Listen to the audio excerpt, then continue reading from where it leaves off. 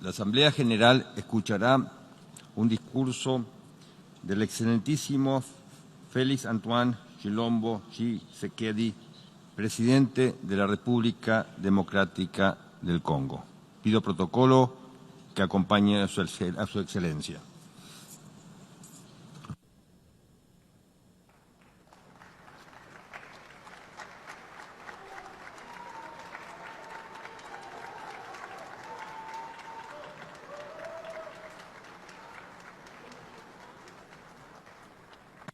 En nombre de la Asamblea General tengo el honor de dar la bienvenida a las Naciones Unidas a su excelencia, el señor Félix Antoine Tshilombo Tshisekedi, presidente de la República Democrática del Congo, a quien invito a dirigirse a la Asamblea.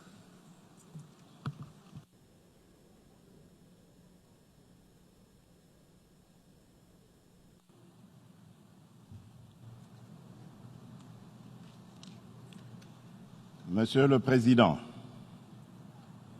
en m'adressant à cette auguste Assemblée, je voudrais, avant de poursuivre mon propos, féliciter Monsieur l'ambassadeur Tijani Muhammad Bande pour sa brillante élection en qualité de président de la 74e session ordinaire de l'Assemblée générale de l'Organisation des Nations unies. Mes félicitations s'étendent aux membres de son bureau et je tiens à formuler à l'ensemble de son équipe mes vœux de succès dans l'accomplissement de cette exaltante mission. Je voudrais aussi rendre un hommage appuyé à M. Antonio Guterres, secrétaire général des Nations unies, pour ses efforts inlassables en vue de raffermir notre organisation et renforcer son rôle dans la recherche de solutions aux problèmes qui menacent la paix, la sécurité et la prospérité dans le monde. Monsieur le Président, le thème de la présente session, à savoir dynamiser les efforts multilatéraux pour l'éradication de la pauvreté, l'éducation de qualité, l'action contre le changement climatique et l'inclusion, arrive à point nommé en ce moment particulièrement difficile pour le multilatéralisme. Alors que l'humanité tout entière est engagée dans un élan sans précédent dans le cadre de l'agenda du développement à l'horizon 2030. Cet agenda prévoit la réalisation des objectifs du développement durable, la mise en œuvre du programme d'action d'Addis Abeba sur le financement du développement et l'atteinte des objectifs fixés dans l'accord de Paris sur le climat. Les inégalités et le sentiment d'exclusion sont à l'origine des principales menaces sur la paix, la stabilité et le développement harmonieux. Ils alimentent les flux migratoires incontrôlés des peuples entiers à la recherche d'un meilleur avenir. Aussi bien dans les pays du Nord que dans ceux du Sud, ils accentuent les réflexes xénophobes, la montée en force des populismes, ainsi que la radicalisation des laissés pour compte. Les événements tragiques en Afrique du Sud en sont la pire illustration. Ces mouvements de frustration populaire qui, dans certaines régions, vont jusqu'à nourrir le terrorisme, prennent en otage le débat politique et nous empêchent d'apporter des réponses concertées aux problèmes qui nous affectent tous. Monsieur le Président, j'affirme du haut de cette Assemblée qu'aucun pays dans le monde ne peut à lui tout seul faire face à ces défis. L'unité, la solidarité, la tolérance et la coopération internationale sont des valeurs essentielles reflétées par nos pères fondateurs dans la charte de notre organisation universelle.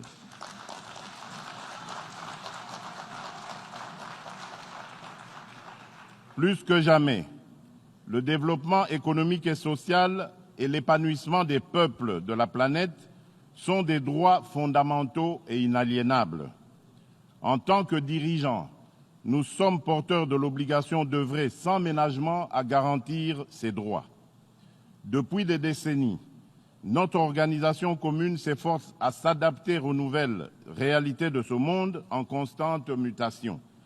Afin d'être plus apte à relever durablement les défis du développement dans un monde globalisé, nous préconisons une réforme globale du système des Nations Unies, notamment du Conseil de sécurité et des agences du système des Nations Unies.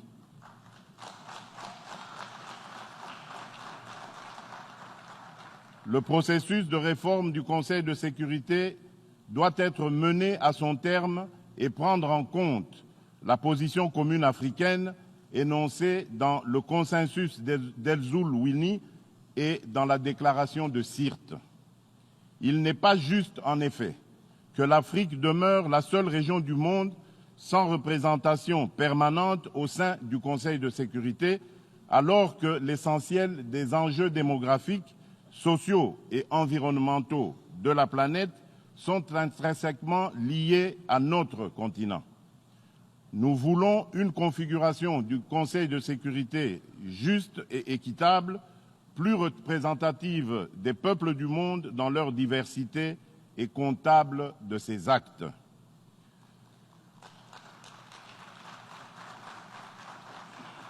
Monsieur le Président, malgré les engagements au plus haut niveau que nous avons pris pour créer le monde que nous voulons à l'horizon 2030, près d'1 milliard de personnes vivent encore dans la faim, la malnutrition et l'extrême pauvreté, tandis que 118 millions de personnes en situation d'extrême pauvreté seront exposées à la sécheresse, aux inondations et à la chaleur en Afrique d'ici à 2030. Nous ne pouvons accepter la simple hypothèse d'un éventuel échec des engagements mondiaux à l'horizon 2030, surtout après le résultat très mitigé, en Afrique tout particulièrement, de la campagne des objectifs du millénaire pour le développement. L'éradication de la pauvreté et de la faim relève aujourd'hui de l'urgence. La République démocratique du Congo peut faire partie de la solution avec ses 80 millions d'hectares de terres arables et ses eaux abondantes capables de nourrir plus de 2 milliards d'individus.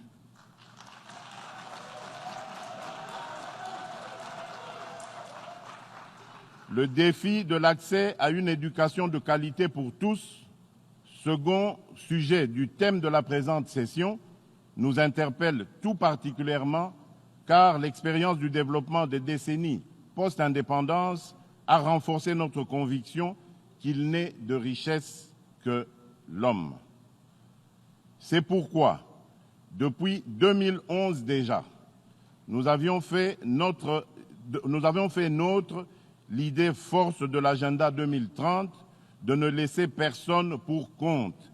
Leave no one behind.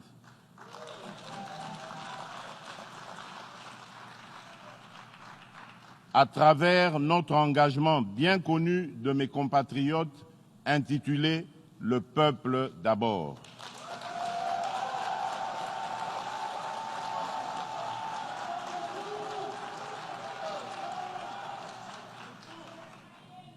Aussi, les grandes priorités sociales de mon mandat sont définies comme suit. Premièrement, rendre effective la gratuité de l'éducation primaire dans l'enseignement public tel que l'exige la Constitution de mon pays. Cet engagement est effectif depuis le début de ce mois sur toute l'étendue du territoire national. Il portera en une année la part des dépenses d'éducation de 8% à près de 20% du budget de l'État, soit un niveau proche des standards recommandés par l'UNESCO. Deuxièmement, promouvoir une meilleure adéquation entre l'enseignement et l'emploi, à travers une stratégie de formation technique et professionnelle ambitieuse, conçue et mise en œuvre en partenariat avec le secteur privé. Troisièmement, faire progresser le chantier de la couverture santé universelle. Nous espérons ainsi qu'à la fin de l'année prochaine, plus de 8 millions de Congolais supplémentaires auront accès à un système efficace de couverture maladie. D'autre part, la République démocratique du Congo vient de circonscrire son plan national du numérique, dont la mise en œuvre impactera l'ensemble des secteurs de la vie nationale. En outre, la numérisation de l'économie permettra au pays d'enregistrer des progrès rapides dans la lutte contre la corruption et divers crimes économiques. Monsieur le Président, nos démocraties étant devenues particulièrement exigeantes et impatientes, il nous faut trouver des moyens de mise en œuvre de nos ambitions qui sortent des sentiers battus. Aussi, ai-je initié un vaste programme d'urgence de développement communautaire qui servira de levier pour accélérer la résorption des inégalités socio-économiques et spatiales au sein des villes et territoires. Il s'agira d'un programme spécial, multisectoriel et intégré, que je piloterai personnellement en vue de rattraper tant soit peu le retard du pays dans sa marche vers la réalisation des objectifs mondiaux de développement. Ce programme bénéficiera de l'appui stratégique et financier de l'ensemble des partenaires et de l'accompagnement du Programme des Nations Unies pour le développement. Il vise à accroître l'accès des populations aux services sociaux de base, notamment à travers la promotion des microcentrales hydroélectriques rurales, dont plus de 700 sites sont déjà identifiés. Le programme vise également le développement du capital humain ainsi que le renforcement de la connectivité des territoires à travers les pistes rurales. Monsieur le Président, le développement socio-économique de l'humanité à l'horizon 2030 sera durable ou ne le sera pas. À cet égard, notre sort à tous, riches ou pauvres, est plus que jamais lié. Par ses ressources naturelles et sa vitalité démographique, l'Afrique est devenue le pivot de cette durabilité.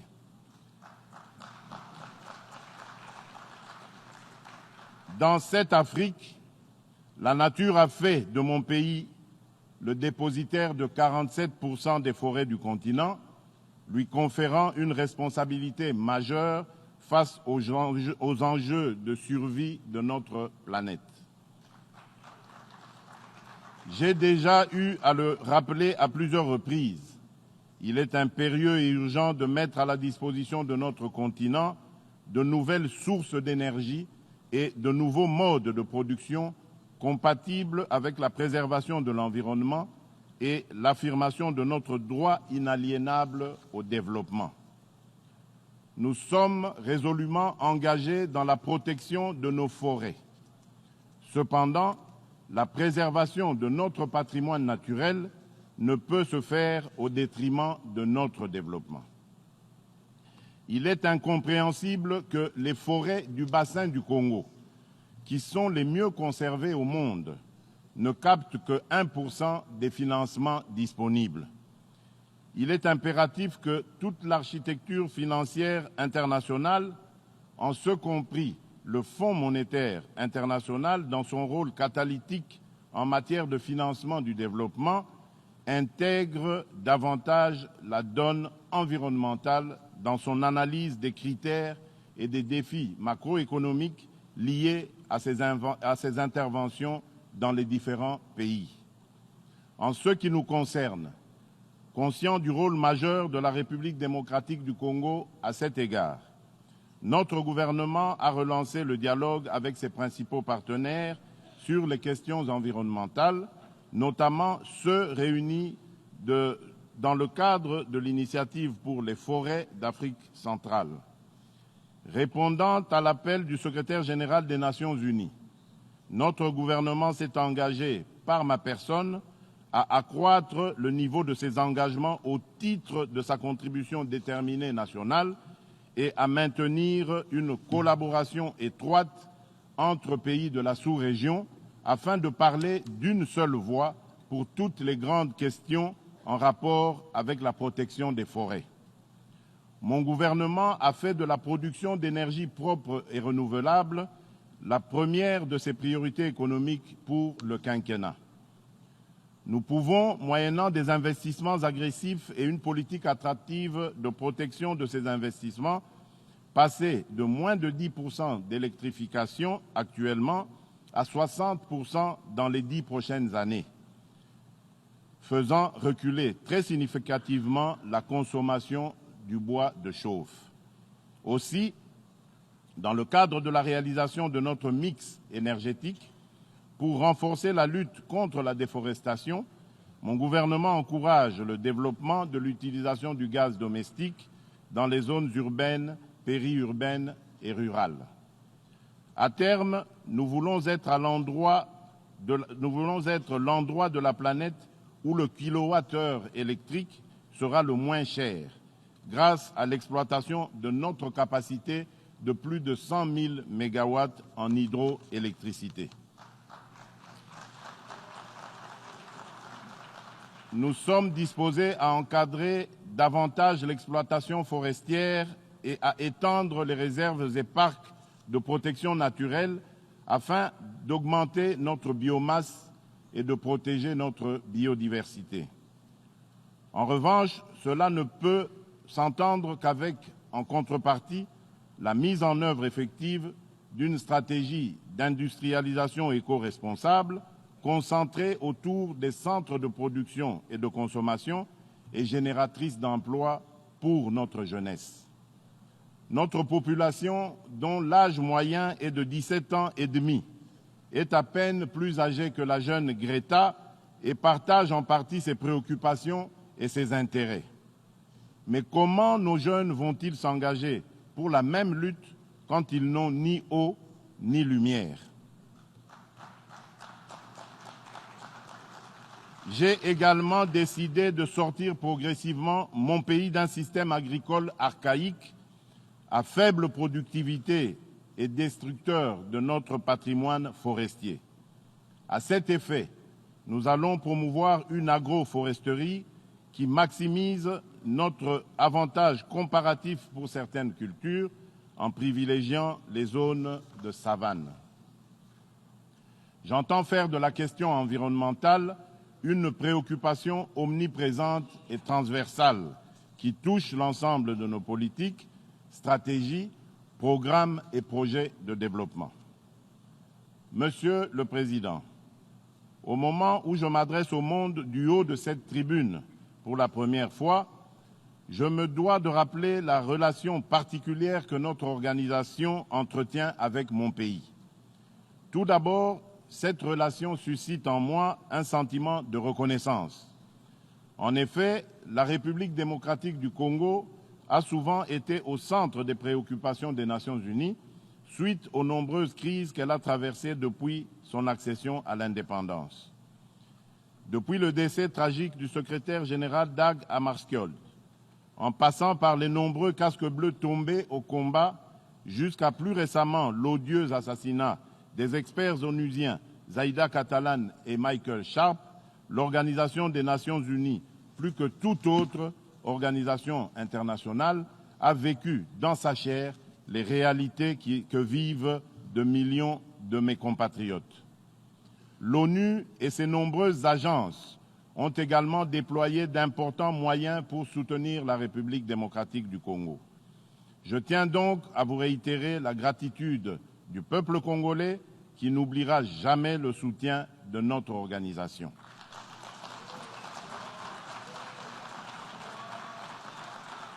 Cela étant dit, je ne peux m'empêcher de regretter que l'histoire de mon pays soit si douloureusement liée à l'ONU qui, 24 années durant, sur nos 59 années d'indépendance, y a déployé une mission de paix. Pourquoi, malgré cette longue présence, la plupart des espoirs de paix et de développement ont été déçus? Au-delà des choix et des responsabilités internes, on ne peut pas observer le Congo ou l'Afrique en isolation du reste du monde et des intérêts des autres. Que serait la trajectoire du Congo sans l'assassinat de Patrice Emery Lumumba? Que serait devenu mon pays si on l'avait laissé poursuivre son apprentissage démocratique pacifique de l'après-guerre froide sans passer par le détour d'une guerre venue d'ailleurs? Et sans vouloir remonter aussi loin dans le temps, nous vivons chaque jour ces chocs d'intérêts qui expliquent le plus souvent la fragilité récurrente de la République démocratique du Congo. Aujourd'hui, le plus grand défi de la République démocratique du Congo est celui de la paix, la sécurité et la stabilité.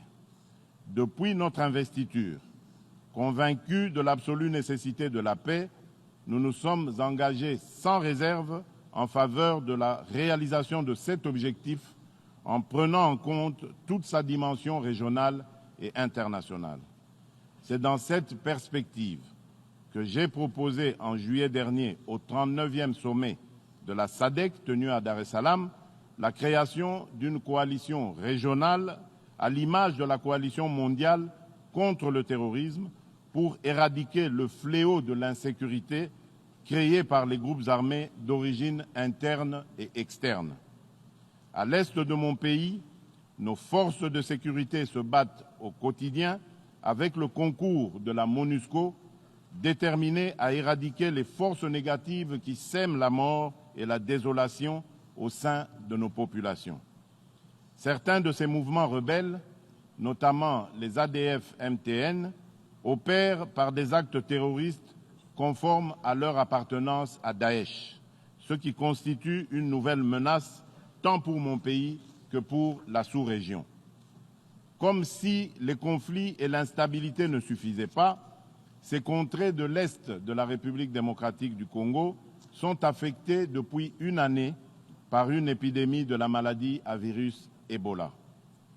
Compte tenu de la gravité de la situation, j'ai mis en place en mai dernier une cellule technique qui travaille sous ma supervision, composée d'experts de renommée internationale et dirigée par notre compatriote, le professeur Jean-Jacques Mouyembe, qui est celui qui a identifié le virus d'Ebola et dont les travaux de recherche ont conduit à la découverte du MB114, une molécule thérapeutique pour le traitement de cette maladie.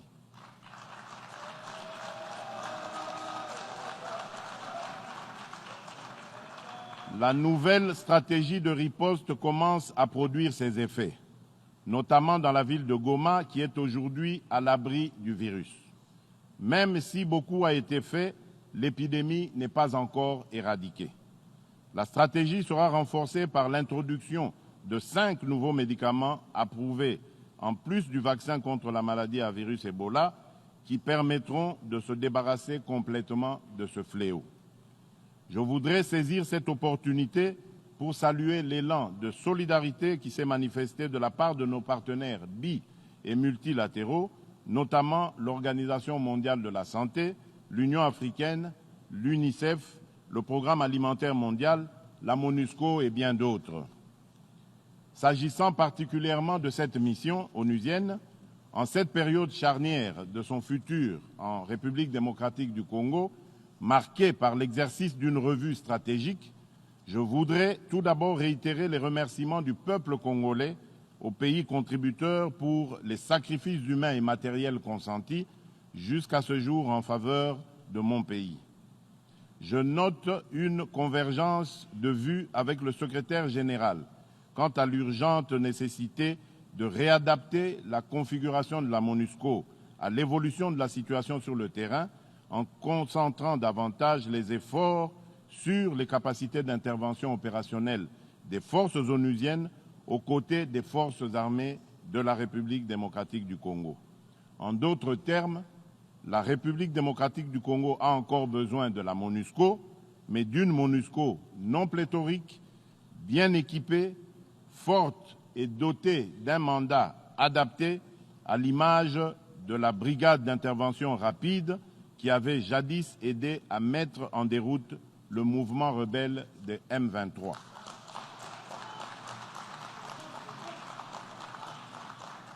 Monsieur le Président, à l'instar d'autres pays en développement, la République démocratique du Congo aspire à l'émergence.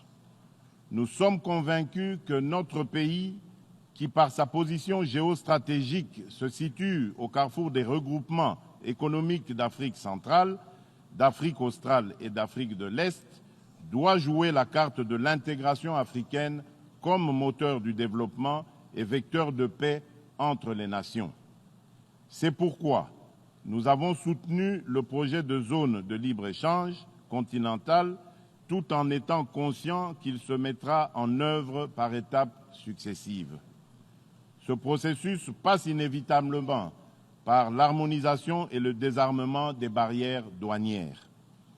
C'est dans cette vision que la République démocratique du Congo entend accélérer la mise en œuvre d'un programme de développement d'infrastructures à la hauteur de son immense superficie de 2 345 000 km² afin de relier le pays d'ouest en est et du nord au sud, de faciliter le transit des biens et des personnes et de libérer le potentiel agricole de nos provinces. Monsieur le Président, aujourd'hui, la République démocratique du Congo détient environ 70% des réserves mondiales des métaux stratégiques indispensables pour réaliser la transition énergétique et numérique qui s'impose à l'humanité. Plutôt que d'utiliser ces réserves naturelles de minerais comme source de rente monopolistique, mon pays se propose de s'ouvrir au monde en permettant l'exploitation réglementée de son sous-sol contre un accompagnement à l'industrialisation et à la production de batteries et de composants à plus haute valeur ajoutée. Le monde a soif de cobalt, de coltan et de lithium. Nous voulons des emplois industriels, de la formation et du développement.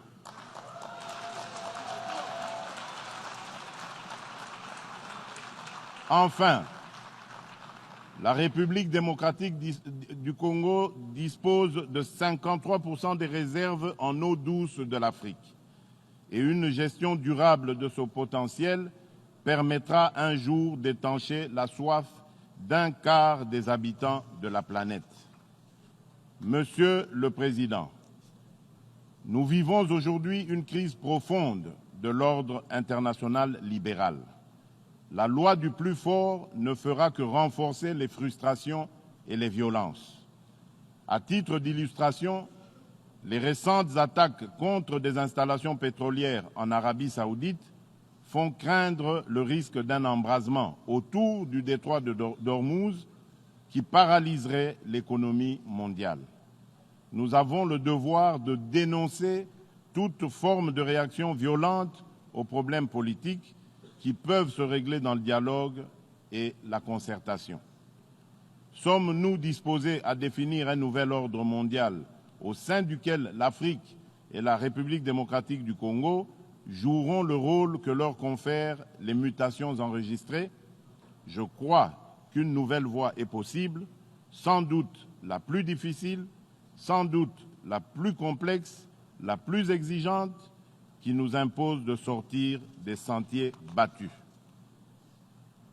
Monsieur le Président, mon pays, la République démocratique du Congo, qui venait d'organiser pour la 3e fois des élections démocratiques et apaisées, a eu le bonheur de vivre, pour la première fois de son histoire, une alternance pacifique et démocratique, alors que bon nombre d'observateurs brossaient un tableau plutôt sombre et pessimiste de l'issue du processus électoral. Cette victoire historique est avant tout celle du peuple congolais, dont les intenses sacrifices consentis au cours de ces dernières années ont été récompensés par l'aboutissement heureux d'un processus électoral à haut risque. C'est aussi l'occasion de remercier la communauté internationale, notamment les pays de la SADC, le Kenya, l'Égypte et les USA, qui, sans atermoiement, ont encouragé ce pas de géant accompli par mon pays dans le processus de construction d'un État de droit. Depuis mon investiture, je m'emploie à considérer cette avancée démocratique en garantissant l'ensemble des droits et des libertés. Personne n'est harcelé pour ses opinions. La République démocratique du Congo ne compte plus de prisonniers de conscience. Nul ne ressent le besoin d'émigrer pour sauver sa vie ou préserver sa sécurité du fait de ses convictions politiques ou de ses associations particulières.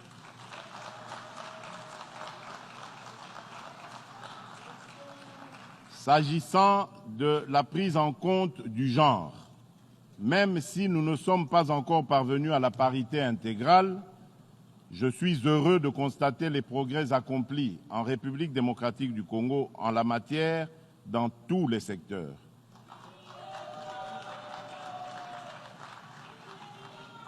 En faisant passer le taux de participation des femmes de 6% à 18%, le gouvernement actuel a atteint le niveau le plus élevé de participation féminine de l'histoire de mon pays.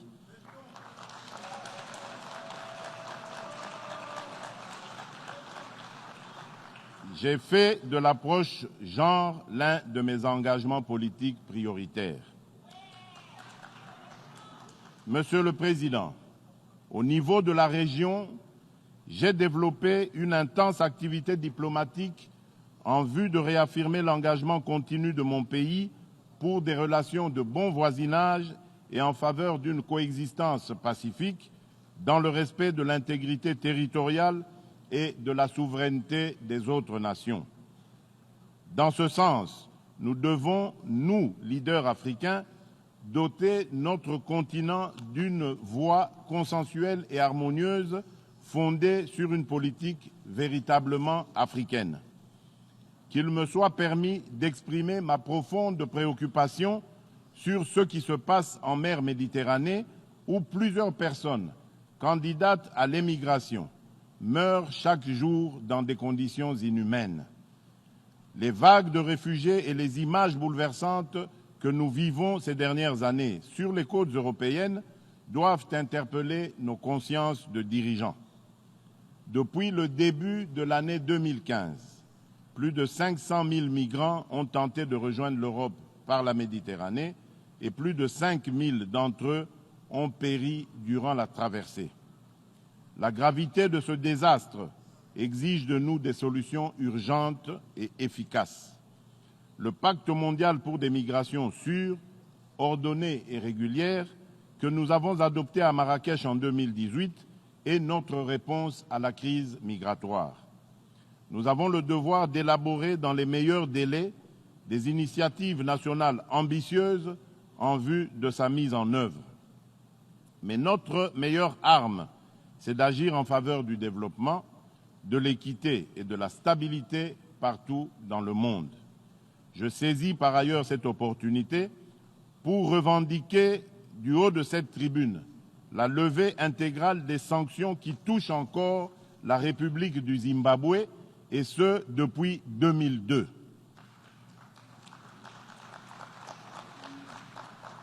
Ces sanctions ne se justifient plus dès lors que le pays a ouvert un nouveau chapitre de son histoire et s'est montré ouvert à coopérer avec le monde. Le maintien de ces sanctions est injuste.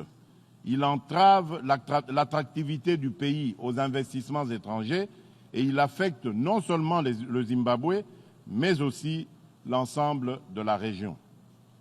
Monsieur le Président, Mesdames, Messieurs, la priorité absolue de mon action est d'offrir une perspective de dignité à nos populations, de promouvoir la création d'emplois, notamment pour les jeunes, et de lutter contre la précarité et l'exclusion.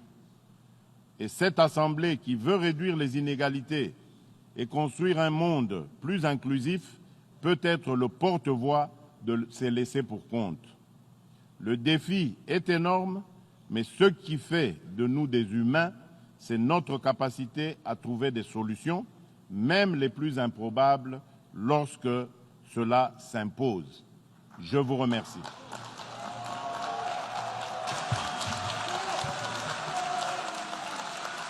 En nombre de la Asamblea General, deseo dar las gracias al excelentísimo Félix Antoine Chilombo Tshisekedi por la declaración que acaba de formular. Ruego a los representantes que permanezcan sentados mientras despedimos al jefe de Estado.